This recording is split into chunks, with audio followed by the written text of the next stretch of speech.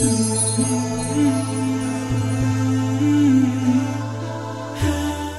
Karkon kan ada begitu juga, ada yang pokoknya harus tetap ini, tetap ini, tetap ini. Kalau nggak begitu tuh nggak tertib, nggak barokah, nggak ikut Nizamuddin Dajjal. Ada kartun seperti itu, ada yang longgar-longgaran kayak orang Thailand itu. Pokoknya keluar terus, asap terus, bakso terus, si penting rukun. Ya boleh saja, tapi kita ini ya yang mutawassit saja lah ya. Khairul umur awsatuha. Pokoknya Pak. Jadi ikhtilaf antara para ulama menjadikan satu hal yang biasa aja gitu. Kecuali kalau sudah bertentangan dengan ijma. Nah ini jangan kamu tolerir orang begini ini gitu.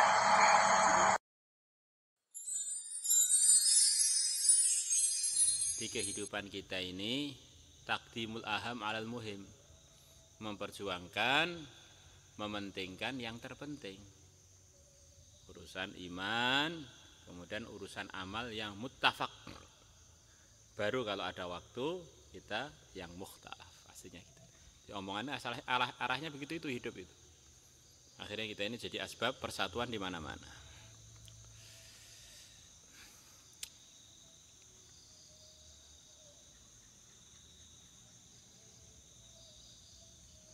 Tapi memang ujiannya umat itu ya memang beda pendapat. Tetapi kita ini diantara kewajibannya adalah untuk aslihu baina akhwaikum, adalah untuk meredakan ikhtilaf tersebut. Nah itu ikhtilaf tidak akan reda kalau yang kita bicarakan mukhtalaf terus. Ini arahan mana? Arahan. Nah. Dan ini pergerakan-pergerakan dalam Islam itu maksudnya kan untuk menguatkan ukhuwah. Dan semua pergerakan memang dididik untuk orang itu asabiyah atau fanatik dengan pergerakannya biar bisa jalan. Tetapi harus paham targhib kefanatikan tersebut sebetulnya bukan bagian dari yang mesti kita selalu dengar. Selama tidak mengganggu ukhuwah Islamiyah mungkin bisalah biar pergerakan itu maju. Tapi kalau sudah mengganggu ukhuwah itu sebetulnya itu harus ditinggalkan arahan yang memanaskan antar orang Islam itu. Hasilnya begitu itu. Masa dengan sebab perkara istihadi, pergerakan kan perkara istihadi, pesantren perkara istihadi, masa dengan sebab perkara istihadi kita meninggalkan perkara yang mujma, yaitu orang Islam dengan orang Islam itu ikhwah, saudara, yaitu orang Islam dan orang Islam itu supaya kerjasama, wa ta'awanu 'alal birri wat taqwa.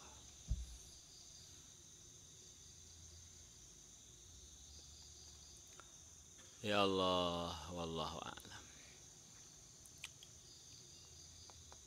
Kadang-kadang orang itu kalau kurang merenung tuh membedakan antara mukhtalaf dan muttafaq tuh campur aduk. Akhirnya yang muttafaq itu malah enggak diperjuangkan, yang mukhtalaf dianggap maksud hidup, Masya Allah. Yang mukhtalaf dianggap sebagai yang terpokok. Sebagian orang ikut pergerakan Islam di mana-mana kan, kadang-kadang diuji dengan kefanatikan golongan sampai lupa bahwa golongan itu adalah dibentuk untuk menguatkan Islam, bukan untuk menguatkan golongan.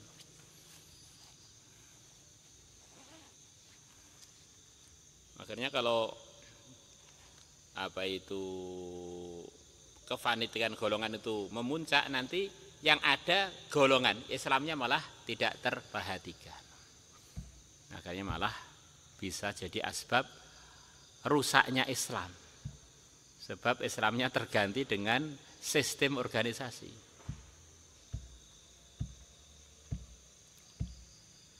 Wallah. Saking kuatnya itu kadang-kadang orang itu nggak terasa kalau nggak ikut grup dia, walaupun ayahnya, ibunya belum dapat hidayah. Ini berarti sudah pandangan hidayahnya sudah hilang. Pandangan pelajarannya bahwa ukuran hidayah itu yang ikut Nabi melalui sahabat hilang semua. Gara-gara keorganisasian yang telah dia fanatik di organisasi itu. Seakan-akan kunci hidayah itu sudah dipegang oleh pergerakan tersebut ini kalau enggak masuknya lewat grup kami itu belum dapat hidayah. Dan itu bukan pergerakan apa-apa, bukan pergerakan kita aja ya, semua pergerakan mengarahnya begitu itu. Ada sebagian tarekat yang ngeri banget. Siapa yang ikut tarekat kami ini begitu masuk dia sudah sampai derajat melebihi semua tarekat yang ada. Tapi kok dari tarekat kami keluar dijamin su'ul khotimah, kekal abadi neraka. Ini target-targetnya gitu itu. Banyak itu pergerakan-pergerakan yang asalnya itu untuk ta'lim, untuk tarbiyah, karena terus-terusan ada penekanan totalitas. Kalau dalam bahasa Arabnya istikhlas, istilah totalitas. Semua fokusnya tenaga, harta, dan waktu untuk perjuangan itu. Sampai akhirnya dia ini lupa bahwa perjuangan itu adalah induknya adalah Islam. Akhirnya anak jadi induk, mumet orang akhirnya. Farak jadi asal. Asal kan iman itu kan sedia kan. Kalau dalam pergerakan kita 6 sifat itu yang asal adalah umpamanya sifat pertama, yang lainnya itu adalah di bawahnya. Terus yang nomor 6 adalah untuk memperjuangkannya, mestinya begitu itu. Sifat pertamanya sama, keduanya sama, ketiganya sama, keempatnya sama, kelima sama. Begitu markasnya beda langsung sesat-sesatan. Ini termasuk kelucuan di dalam segi keilmuan. Masa tempat itu bisa menyebabkan surga neraka itu yang ajib. Padahal tempatnya sama-sama masjidnya. Yang dibicarakan sama 5 yang selain 6 itu. Sampai 6 pun yang disebutkan sama, tinggal nanti natanya rombongan dari mana. Bisa sesat-sesatan gara-gara itu. Maka ini secara keilmuan belas gak bermutu belas aslinya. Saya dipahami ya? Coba kamu renungi, gak bermutu belas. Kamu tuh kalau sholat di sini sah. Tapi kalau sholat di Pohtelu sana bid'ah. Kira-kira gimana? Lucu banget kan ya, Masya Allah. Ya begitulah. Namanya ujian tuh karena kadang-kadang otak itu nggak sampai, ternyata otak itu terbawa oleh takdirnya masing-masing begitu.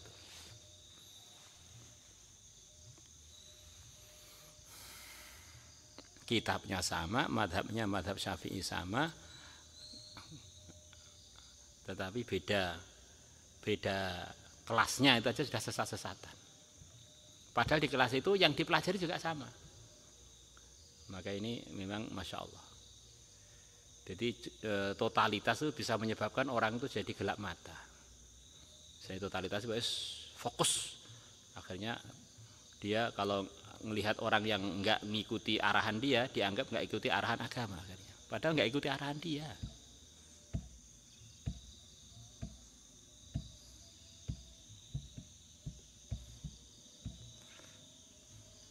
Maka nasihatnya sebagian guru kami enak, kalau kamu ada seorang ulama yang dia berikan arahan, dan arahan itu menurut agama sebetulnya longgar aja, maka dalam hati itu bilang aja, ya arahan itu saya dengarlah, tapi saya nggak pengen nentang beliau, tetapi arahan itu saya nggak mampu. Agama itu memberikan kelonggaran, la yukallifullahu nafsan illa wus'aha. Kalau istilahnya ayah saya, kula niki mboten manut tetapi mboten wantun.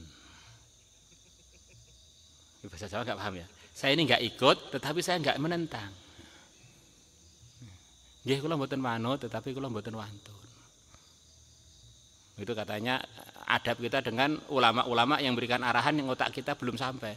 Saya nggak ikut urusan itu, nggak mengikuti karena belum paham atau belum mampu, tapi saya nggak pengen tabrakan dengan orang soleh tersebut.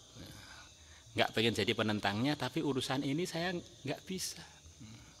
Makanya ada seorang soleh memberikan arahan pada kamu. Kamu pokoknya beristri harus dengan itu ya.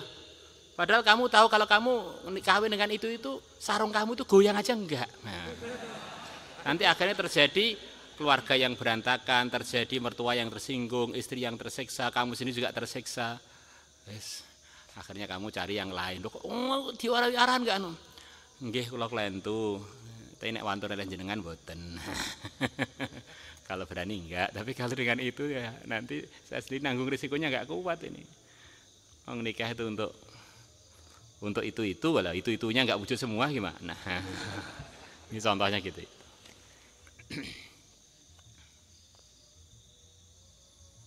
Ini perkara yang mukhtalaf ya mukhtalaf, maka arahan tarbiyah itu kadang-kadang memang kita nggak mampu, tapi janganlah kita menentang. Ini mungkin ulama ini punya sir apa ya silahkan aja. Tetapi jangan kamu sempitkan agama yang luas. Ini untuk nata hati kita, karena kita ini hidup akan ketemu orang soleh, ketemu orang hebat, ketemu waliullah yang kadang-kadang dia ini punya arahan yang begitu sempit sampai kamu itu nggak berkutik. Sampai perlu nggak bisa ke sawah kamu. Nah, kalau perlu nggak bisa lamaran, nggak bisa. Oh ya itu ya pelajaran sunnah bid'ah itu untuk jadi alasan nanti kalau ditanya malaikat punya alasan itu kan. Nah, terus gak merasa berdosa, terus akhirnya gak ngamal, gak urung ngelamun tok, stres, akhirnya rumah sakit jiwa sudah penuh tuh. Nah,